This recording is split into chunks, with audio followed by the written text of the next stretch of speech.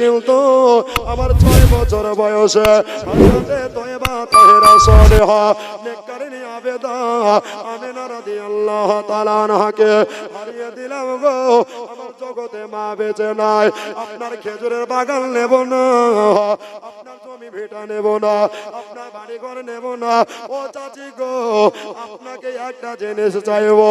বলে বাবা তুমি যা চাইবা তোমারে তাই দেব। দয়ার নবী মুস্তাফা ফাতেমা বিনতে আসাদকে বললেন, চাচি গো আপনাকে আর আজ থেকে চাচি বলে ডাকবো না, তাহলে কি বলে ডাকবা বাবা একবার বলো। বললেন, চাচি গো আজকে আপনাকে আমি মা বলে ডাকবো।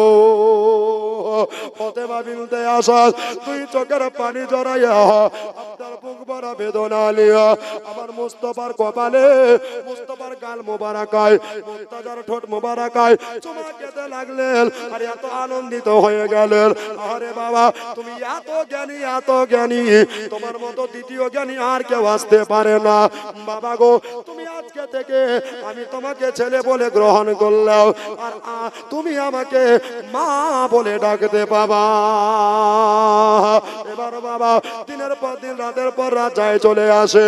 আপনারা যেমন বছর বছর জামালিয়া কমিটি মিলে আপনার জালসার আয়োজন করেন, মক্কা শরীফে আল্লাহর কাবা শরীফ রয়েছে। এই মক্কার কাবাকে যারা নিজের চোখে স্বচোখে দর্শন করে আর বলে এটা আল্লাহর ঘর কাবা, একবার তাকালে আল্লাহ আমলে 1 লাখ নেকি দেয়। 2 বার দেখলে 2 বার নেকি আল্লাহ পাক দিয়ে দেয়। 3 বার দেখলে 3 লাখ নেকি হয়ে যায়। ওই মক্কা শরীফে আল্লাহর ঘর কাবা, আর মদিনাতে নবী মুস্তাফার রওজা শরীফ রয়েছে। নবী আমার বললেন, মানজারা কবরি ওয়াজাবাত লাহু শাফাতি। আর একবার শুনেন, মানজারা কবরি ওয়াজাবাত লাহু শাফাতি। নবী বলেছেন, যারা যারা যারা আমার রওজা ডাইরেক্ট দর্শন করবে, নিজের চোখে দেখতে পাবে, আর বলবে এটা নবী মুস্তাফার রওজা, আমি নবী শাফাত করে তাকে জান্নাতের হকদার বানিয়ে দিব। নারায়ে তাকবীর, নারায়ে রিসালাত, মাসলাকে আলা হযরত উলামায়ে আহলে সুন্নাত জলসা কমিটি হযরত আল্লামা মাওলানা মিজানুর রহমান রাজভী সাহেব। নবীর রওজা শরীফ বলবো, শুনবেন? মোহব্বত আছে তো 2 হাত তুলে বলেন তো ইয়া রাসূলুল্লাহ। ইয়া রাসূলুল্লাহ। ওই দেখেন পিছনকার ভাইরা লকডাউন করেছে গো। মা বোনেদেরকে বলবো যে আপনারা এসে পেছনের দিকে বসে যাচ্ছেন, সামনের দিকে সামনে বসেন, জায়গা জায়গা ফাঁকা আছে, ওইদিকে এসে আগে জায়গাটা পূরণ করুন। এখনো আব্বাজি ভাইরা আপনারা ওইদিকে সামনের দিকে এগিয়ে আসবেন। জি সামনে চলে আসুন, যত আগে আসবেন নেকির হকদার তত আগে হবে, ঠিক কিনা বলেন? আব্বা আমার ভাইরা একটু জোরে বলেন তো সুবহানাল্লাহ। মাচালকে মাজমা কাবিয়ে বলেন ইয়া রাসূলুল্লাহ। নবীর রওজা শরীফ দেখে মন ভরে না, নবীর রওজা শরীফ দেখে মন ভরে না, দিদার দাও গো শাহে মদিনা, দিদার দাও গো শাহে মদিনা। এই নবী মুস্তাফা ডাইরেক্ট তো দূরে থাক, কেউ যদি স্বপ্নের মধ্যে দেখে এটা নবী, তার জন্য জাহান্নাম হারাম, জান্নাত ওয়াজিব হয়ে যায়। আব্বা তো মক্কা শরীফে প্রত্যেক বছরে নেই, বছরে বছরে একটা মেলা বসতো। কি বসতো? দুনিয়াবি মেলা না, আল্লাহর কাবা ঘরের মেলা। হযরত গণের আছে, জিজ্ঞাসা করিয়েন। মক্কা শরীফে অনেক লোকের সমাগম, অনেক লোকের ভিড় ভাট্টা হতো কাবা তপের জন্য, জিয়ারতের জন্য। এবার বাবা নবীর চাচা হযরতে আবু তালেব আপনার কাবা শরীফ যাওয়ার জন্য বাড়িতে গোসল সেরে নিলেন, নতুন জুব্বা আলকাল্লা শরীফ পরে নিয়া সুবহানাল্লাহ চোখে সুরমা সুগন্ধি আতর লাগাইলেন। আর প্রাণের বিবিকে বলছে, বিবি থাকো। বললেন, স্বামী গো আপনি কোথায় চলতেছেন একবার বলেন। বলে, বিবি রে তুমি হয়তো জানো না, প্রত্যেক বছরের ন্যায় এই বছরও আল্লাহর কাবার ঘরের মেলা বসে গেছে, ওই মেলাতে যাব। আর আল্লাহর কাবা ঘর আমি আবু তালেব তপ করে আসবো। একবার ধরে বলে দেন সুবহানাল্লাহ। ও প্রাণের স্বামী গো, প্রত্যেক বছরে আমি যাই, তাহলে এই বছর কেন আমাকে নিয়ে যাবেন না? সুবহানাল্লাহ। স্বামী বলতে আছেন বিবি গো, এই বছর তোমার যাওয়া যাবে না। বলছে কেন? বলছে তোমার 9 মাসের, কয় মাসের বললাম জোরে বলেন? 9 মাসের পেটে বাচ্চা ভরায় আছে, তুমি গর্ভবতী মহিলা, কখন কি হয়ে যাবে রাস্তাঘাটে, ওখানে কোনো সুরাহা জায়গা পাবা না, ওখানে পর্দা সহিত ব্যবস্থা থাকবে না। বিবি রে, তোমাকে এই বছরে যেতে হবে না। বিবি বললেন স্বামী গো, হায়াতের মালিক আল্লাহ, মৌতের মালিক আল্লাহ, ইজ্জতের মালিক আল্লাহ। যদি আমার মৌত লেখা থাকে রাস্তাতে, আমাকে রাস্তায় মরতে হবে। একবার জোরে বলে দেন সুবহানাল্লাহ। যদি আমার সন্তান প্রসব আপনার ঘাটে বাজারে লেখা থাকে, তো ঘাটে বাজারে হবে। নসিবের লেখা কেউ মিটাইতে পারে না। এত বড় বিশ্বাস, এত বড় ইমানদার মহিলা। এবার বাবা স্বামী কথা শোনে, সুবহানাল্লাহ। নবী মুস্তাফা বললেন চাচা গো, আমার চাচির ঈমান পাকা আছে, জোরে বলেন সুবহানাল্লাহ। যান, নিয়ে যান, একটু আপনি কাবা তপ করিয়ে নিয়ে আসবেন। আল্লাহু আকবার কাবীরা। নবী মুস্তাফাকে বাড়ি দেখাশোনা দায়িত্ব দেয়া, সুবহানাল্লাহ, স্বামী স্ত্রী দোনোজনাই মিলে এই আল্লাহর কাবা শরীফের নিকটে যেমনি পৌঁছে গেছে, এবার বাবা সুবহানাল্লাহ যেমনি পৌঁছে গেছে গো, এবার বাবা সুবহানাল্লাহ দেখতে আছে বেটা ছেলের লাইন কম আছে, আর মেয়ে ছেলের লাইন এত লেগে গেছে, এই মাথা ও মাথা দেখা যাচ্ছে না। বললেন স্বামী গো, আমার ছেলে মুস্তাফাকে একাই বাড়িতে রেখে এসেছে, বাচ্চা ছেলে, যান আপনি জিয়ারত করে চলে যান, আমার জিয়ারত হয়ে গেলে আমি বাড়িতে চলে যাব। সুবহানাল্লাহ। চাচা বাড়িতে চলে আসলেন। ব্রাদার, একদিন পার হলো, 2 দিন পার হলো, চাচি বাড়িতে আসেন।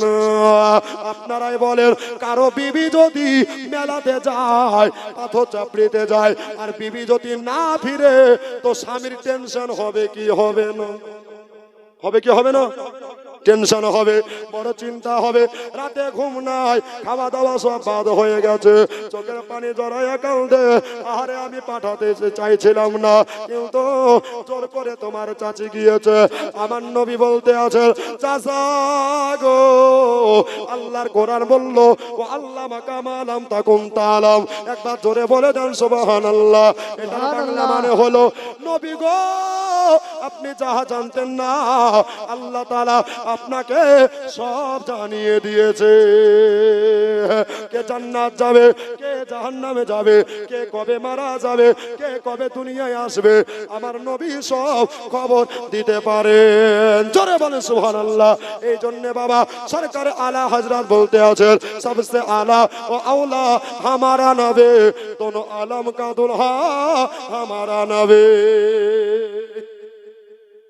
তো 2 দিন 3 দিন হয়ে যাচ্ছে, বাড়িতে ফিরছে না। চাচি আম্মা ফাতেমা বিনতে আসাদ একবার যেন বাবা সামনে তাকায়, পেছনে তাকায়, একেবারে কাবার কাছেও নাই, কাবার দূরেও নাই, মাঝখানে দাঁড়িয়ে আছে। জোরে বলেন, বলে রব্বুল আলামিন, মনে বড় বিশ্বাস নিয়ে এসেছিলাম, ইয়া রব্বুল আলামিন, খোদা গো, আল্লাহ আমার প্রসব বেদনা যেন উঠতে লাগলো। ওগো আমার শিদরির মা বোনেরা, কত জায়গা থেকে আজকে আপনারা জালসা শুনতে এসেছেন, মায়েরা যারা প্রসব যন্ত্রণা টের কেউ বুঝবে না। বাবা গো, আস্তে আস্তে বেদনা বাড়তে লাগলো, আর বাবা দাঁড়িয়ে থাকা যায় না। ফাতেমা বিনতে আসাদ আল্লাহর দরবারে 2টি হাত তুলে দোয়া করতে লাগলে, বলে আল্লাহ গো, ইয়া রব্বুল আলামিন, ইয়া পরওয়ারদিগার আলম, খোদা গো, আল্লাহ আমার প্রসব বেদনা উঠে গেছে। আমি কোরআনে পড়েছি, কত ইজ্জু মান তাশা, কত জিল্লু মান তাশা, বিয়াদিকাল খায়র, ইন্নাকা আলা কুল্লি শাইইন কাদির। একবার জোরে বলে দেন সুবহানাল্লাহ। ও জওয়ান যুবক রে, আল্লাহ হলো ইজ্জতের মালিক, হায়াতের মালিক, মওতের মালিক, রিজকের মালিক। সুবহানাল্লাহ। ফাতেমা বিনতে আসাদ নবীর ওসিলা দিয়া যেন দোয়া চাইতে আরম্ভ করলেন, এমন জোরে একটা ঠেলা আপনার মেরে গেল। সুবহানাল্লাহ। সবকে কোন দিকে ছিটকে পড়ে গেল, আর ফাতেমা বিনতে আসাদ একেবারে কাবার কাছে পৌঁছে গেল। জোরে বলে, কাবার নিকটে পৌঁছে গেল। চারিদিক বন্ধ, দরওয়াজা খসা নাই। দরজা কি করে খসাইবে? ফাতেমা বিনতে আসাদ নবী প্রতি দরুদ পড়তে লাগলো। জোরে বলেন সুবহানাল্লাহ। প্রসাব বেদনায় যেন কাতরাচ্ছে, প্রসাব বেদনা ছটফটছে। মা একবার ডানে তাকিয়ে দেখছেন, একবার বামে তাকিয়ে দেখছে গো। আর বেশি সময় নাই, সন্তান ভূমিষ্ঠ হবে। ওইদিকে খেজুরওয়ালা, যদি খেজুরওয়ালাকে জায়গা চাই, খেজুরওয়ালা জায়গা দেবে না। এদিকে আতরওয়ালা, আতরওয়ালা জায়গা দেবে না।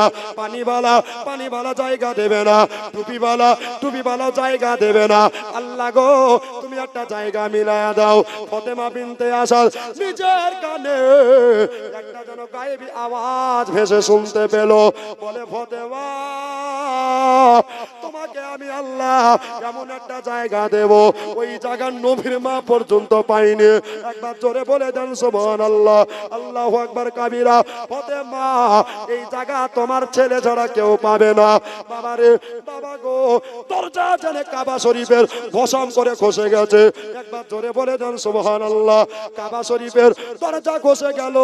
জান্নাত থেকে 4 জন মহিলা চলে আসলো। আর বাবা, ওই কাবার ভিতরে আল্লাহর ঘরে ফাতেমা বিনতে আসাদ একটা সন্তানের জন্ম দিয়ে দিলে। কার বাড়িতে? আল্লাহর বাড়িতে। আপনার বেটি হয়, আমার বেটি হয় হসপিটালে, নার্সিং হোমে, আপনার বেডে, ঠিক কিনা বলেন?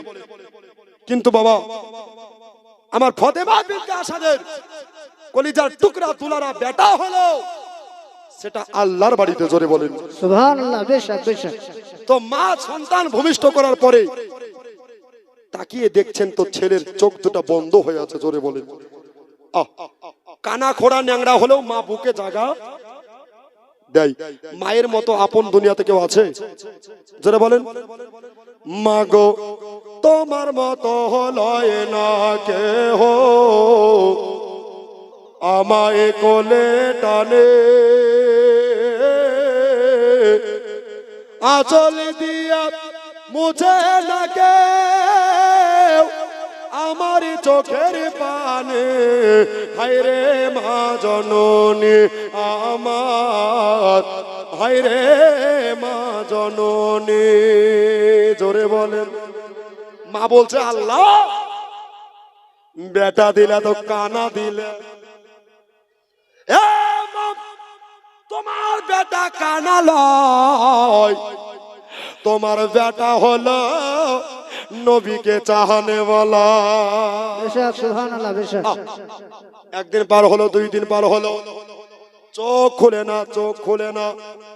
মা কানা বলে যেন কাঁদতে লাগলো। চাচে, আপনার 5 দিন 6 দিন থেকে বাড়িতে নাই।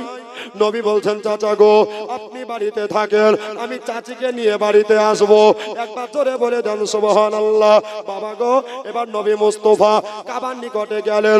কাবা থেকে আওয়াজ, আসসালাতু ওয়াসসালামু আলাইকা ইয়া রাসূলুল্লাহ, আসসালাতু ওয়াসসালামু আলাইকা ইয়া হাবিবাল্লাহ। ও নবী গো, নবী গো, আপনি নবুয়াত বালা আর বেলায়াত বালা আজকে কাবার ভিতরে আরাম করছে। জোরে বলেন। নবী গো, এবার কাবার ভিতরে আরাম করছে, আপনি চলে যান, আপনাকে দেখার জন্য, ইয়াদাতের জন্য খোদার খাস বান্দা আপনাকে দেখবে, তারপরে দুনিয়াকে দেখবে। কেননা জানের চাইতে, প্রাণের চাইতে, টাকা পয়সার চাইতে, ধন দৌলতের চাইতে, বিবি বাচ্চার চাইতে নবীকে ভালোবাসতে হবে।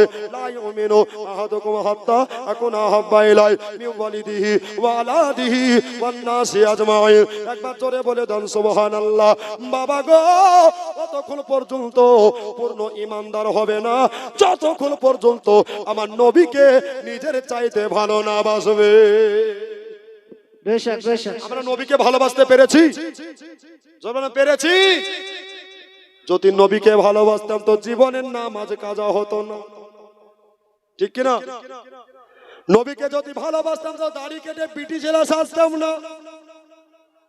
নবীকে যদি ভালোবাসতাম তো জীবনে সুদ খেতাম না, ঠিক কিনা বলেন? পণ নিতাম না। এদিকে পণ নাই নাকি? এদিকে লোক ভালো, পণ নেয় না। আব্বা কেউ নেয় না, না সুবহানাল্লাহ। বেটার বাপ ইয়া পাচি আম্মা আত্মীয়ার, তুমি কবরে যাও, তোমার জন্য জাহান্নামের উলাট তৈরি আছে, ঠিক কিনা? এ আব্বা জোরহাত করে বিনয়ের সহিত বলবো, আল উলামা ওয়ারিসাতুল আম্বিয়া, আলেম ওলামার সম্মান করতে শিখুন। কেন? এরা নবীর ওয়ারিস। আমাদেরা আপনারা একটু এগিয়ে এগিয়ে আসুন, এগিয়ে এগিয়ে আসুন, এরা নবীর ওয়ারিস। আগে বসুন। কিছু মুসল্লি আছে খুব ভালো, আর কিছু মুসল্লি আছে খাস্টে। আছে না নাই গো? আছে না নাই? আছে। ইমাম সাহেব বেতন বাড়াতে বললে আর মাথায় আবার ভূমিকম্পের মতো কেঁপে ওঠে। আছে না নাই?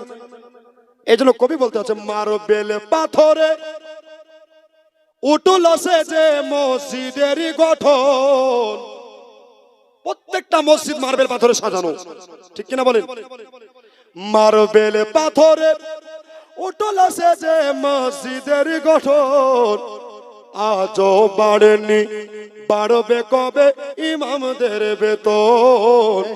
আজও বাড়েনি, বাড়বে কবে ইমামদের বেতন। চিল্লাই বলে ঠিক কিনা?